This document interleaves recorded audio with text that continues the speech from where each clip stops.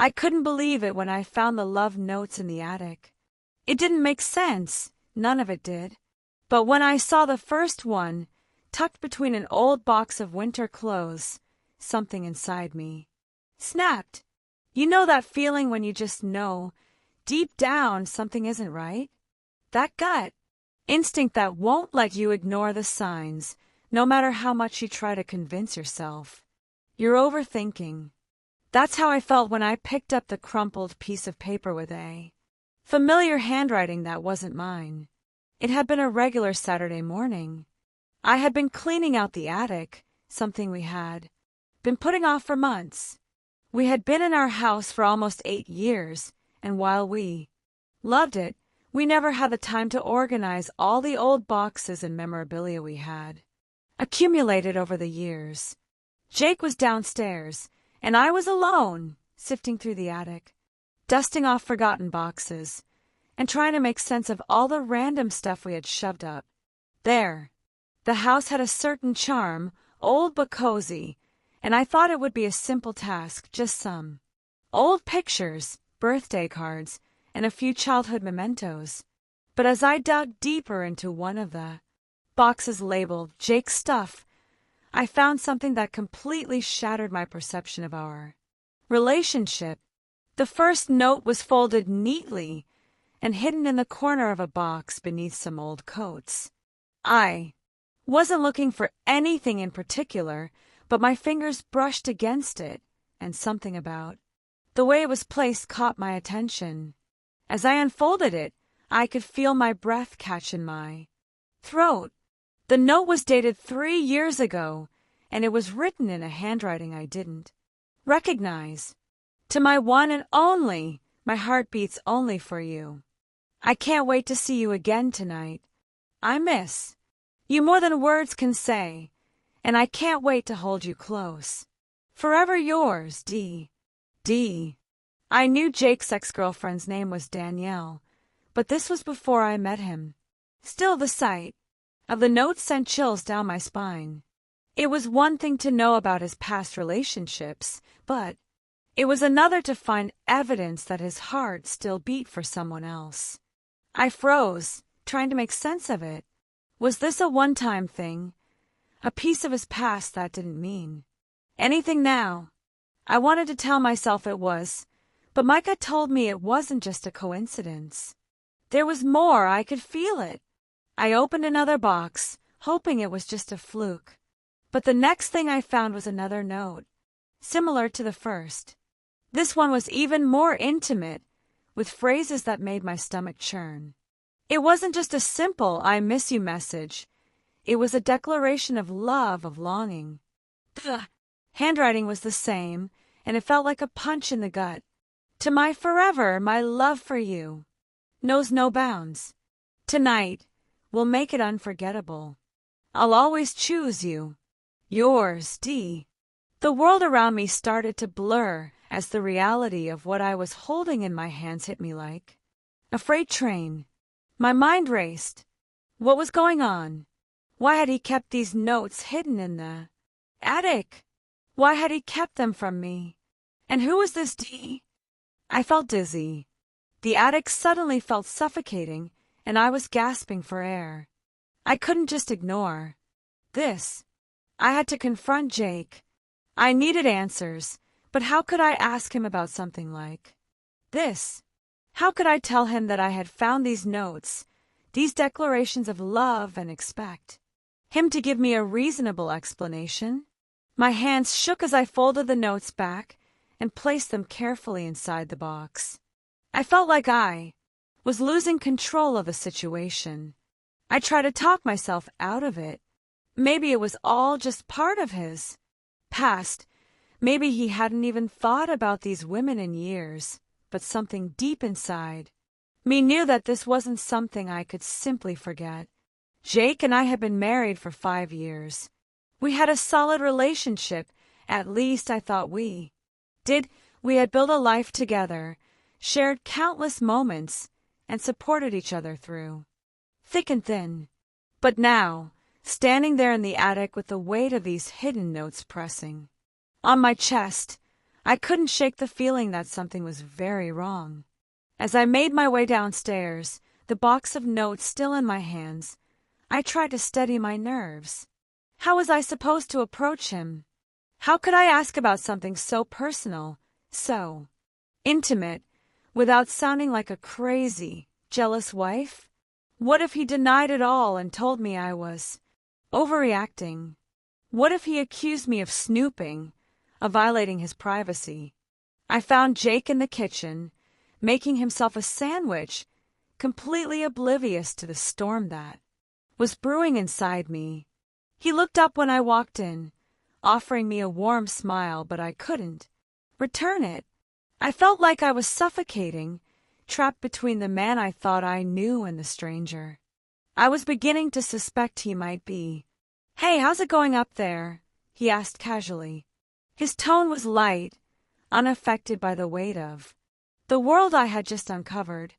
I stood there, frozen for a moment, holding the box like it was the heaviest thing in the world. How could I say this? How could I open the floodgates without drowning myself in the confusion and pain I was already feeling? "Jake," I said quietly, my voice barely above a whisper. "I found something in the attic." His expression shifted just slightly, but I saw it.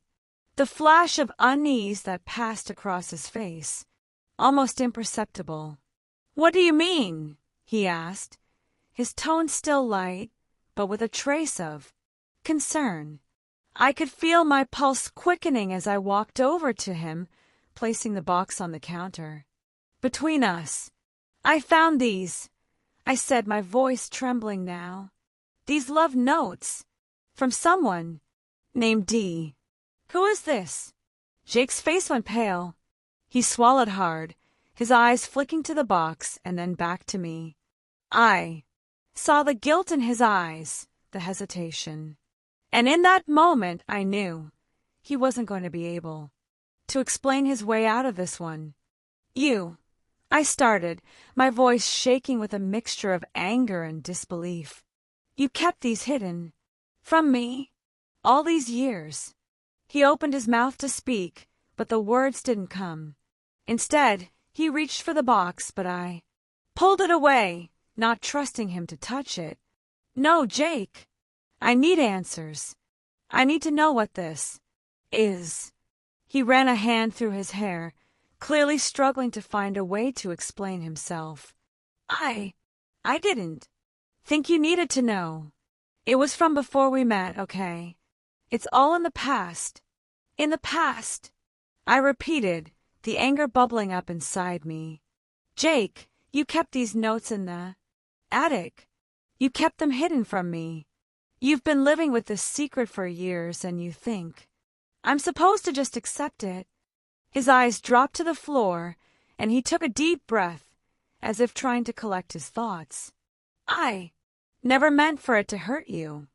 It was just, I don't know. I didn't think it mattered anymore." "You didn't think it mattered?" I said, my voice rising now. "You think it doesn't matter that you kept love notes from another woman hidden from me all this time? Do you realize what that means? Do you realize how it feels to find this after everything we've been through together?" Jake stood there, looking defeated, his shoulders slumped. "I'm sorry," he muttered, but it sounded like a hollow apology. I could hear the regret in his voice, but it didn't change what had happened. It didn't take away the pain of finding these notes, of realizing that I had been living with someone who had kept so much from me. "Sorry isn't enough, Jake," I said, my voice cracking now. "I don't know if I can ever forget this. How do I move forward when everything I thought I knew about you feels like a lie?" The silence that followed was deafening. We stood there, separated by more than just the box. On the counter, I didn't know what came next. I didn't know if we could move past this, if we could ever find our way back to what we had before. What I did know was that nothing would ever be the same again. The silence between us stretched on for what felt like an eternity. Jake stood there, his eyes glued to the floor, avoiding my gaze. I felt an ache deep in my chest, as if the very foundation of everything we had built together was crumbling, and I had no way of stopping it. The man I thought I knew, my husband, had just shown me a side of him that I didn't recognize. And all I wanted to do was wake up from this nightmare. I took a step back, my mind racing. I needed to make sense of this, but the more I thought about it, the more confused and hurt I became. "Jake," I said, my voice trembling despite my best efforts to sound composed, "you're not even looking at me. You're not even trying to explain why. You've kept this hidden from me for so long. Don't you owe me that?" His gaze flickered up to meet mine for a split second, but he quickly looked away again. "I didn't know how to tell you," he whispered, his voice barely audible. "I didn't want to lose you." That response stung more than I expected it to. "Lose me?" I repeated, almost laughing in disbelief. "Jake, how could you think that keeping something this huge from me wouldn't hurt? How could you think that hiding a part of yourself, part of your past, wouldn't destroy everything we've built?" I know," he said, his voice tinged with regret. "I should have been honest with you. I just didn't know how. I thought if I kept it buried, it would stay in the past where it belonged. But I was wrong." I could hear the guilt in his voice, but guilt wasn't going to fix this. It wasn't going to undo the damage he had done by keeping this secret from me. I felt like I was suffocating, trapped in a marriage with a man who had kept parts of himself hidden for years. How was I supposed to trust him again? How could I even begin to look at him the same way? "Do you love her?" I asked before I could stop myself, the words slipping out of my mouth before I realized what I was saying. The thought of him still having feelings for someone else made my stomach twist painfully. He stiffened, and his eyes widened in shock. "What?" he asked, his voice incredulous. I shook my head, tears welling up again. "Do you still love her? The woman who wrote these notes to you? Was I just a replacement for her? A second choice?" He reached for me, but I stepped back quickly, my heart pounding in my chest. "No," he said, desperately. "I never loved her the way I love you. I swear it was just a phase. She was a part of my life. Yes, but you," he paused, struggling to find the right words. "You're everything to me. I love you. I didn't keep these notes because I still love her. I kept them because they were part of my past, part of who I used to be." "Who you used to be," I repeated softly, the weight of his words sinking in. "Jake, I don't even know who you are anymore." His face crumpled, and I could see the remorse in his eyes. But remorse didn't erase the betrayal I felt in my heart. I had always trusted Jake, trusted him in a way that felt unconditional. But now, standing here, I realized that trust had been shattered in ways I couldn't even begin to repair. "I should have thrown these away," he said, his voice barely above a whisper. "I shouldn't have kept them hidden. I didn't think it would matter. But it does, doesn't it?" He looked at me, his eyes pleading for forgiveness. I opened my mouth to respond, but I couldn't find the words. What could I say?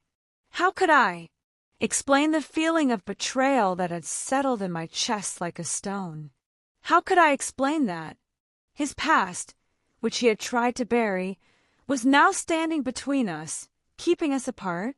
"I need space, Jake," I said, my voice breaking as I stepped further away from him. "I need to think. I can't do this right now."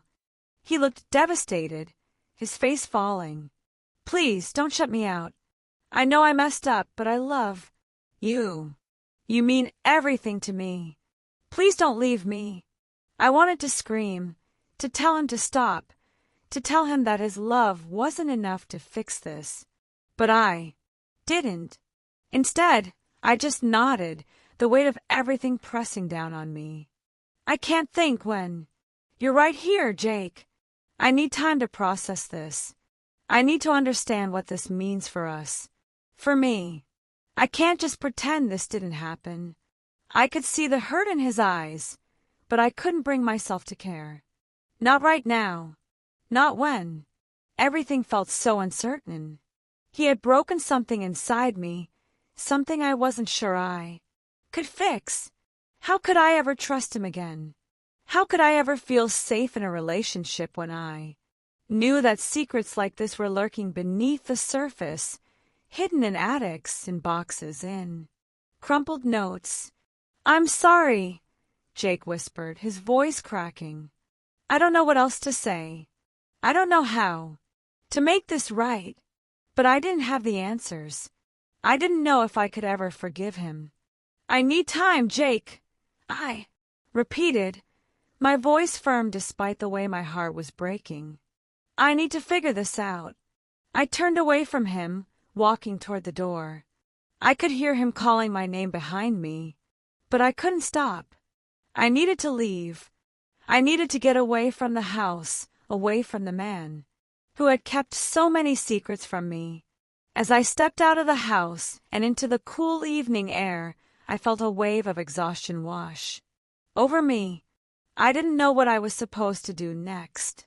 I didn't know if I could ever look at Jake the same way. I didn't know if I could trust him again. I wandered aimlessly, the weight of everything hanging heavily on my shoulders. The notes, the lies, the past he had kept hidden from me. I could still feel the sting of betrayal in my chest. How could he have done this? How could he have kept this secret for so long, only to have it exposed in the most painful way possible? The night was quiet around me, but inside, my mind was racing, my heart torn between the love I had for Jake and the betrayal I couldn't shake. What was I supposed to do? How could I move forward when everything felt so broken? I didn't have the answers, but one thing was certain: nothing would ever be the same again. The man I married had just become a stranger, and I was left to pick up the pieces of a relationship that had been shattered beyond repair.